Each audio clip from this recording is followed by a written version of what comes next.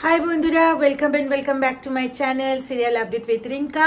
আমরা নতুন প্রোমো দেখতে পেয়েছি কথা সিরিয়ালে, তো ভাবলাম তোমাদের সামনে ক্যামেরাটা অন করে তোমাদের সঙ্গে শেয়ার করে দিই যে আগামী দিনে কি হতে চলেছে।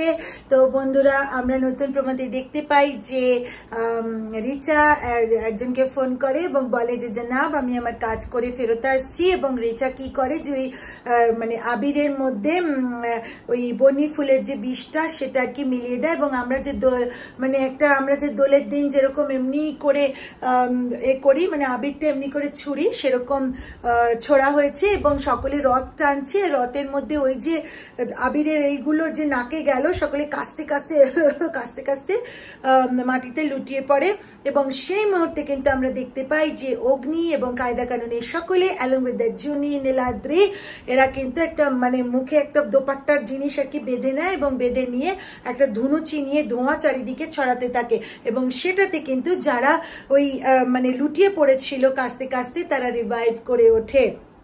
অ্যান্ড নট অনলি দ্যাট, তা তখন কিন্তু রিচা একটুখানি হকচকিয়ে যায় এবং ভাবে যে এটা কি হলো, এটা তো সম্ভব না, এটা কি করে হলো। আর তখনই আমরা দেখি রথ থেকে নামলো হচ্ছে জগন্নাথ ঠাকুরের ছদ্মবেশে আমাদের কথা, এবং সেই ছদ্মবেশে এসে রিচার কাছে আসে এবং রিচাকে বলে রিচা তোমার খেলা শেষ বলে নিজের মুখটা মুছে কথার মুখটা আসে, এবং তখন রিচা বলে ওঠে কথা তুমি।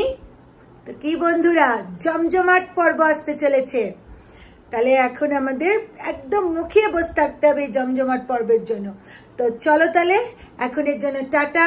ভিডিওটা ভালো লেগে থাকলে লাইক শেয়ার আর কমেন্ট করে দিও, চ্যানেলটা সাবস্ক্রাইব করতে ভুলো না কিন্তু। এরকম সমস্ত কথা গল্পের তথ্য তোমাদের সামনে আমি নিয়ে আসি।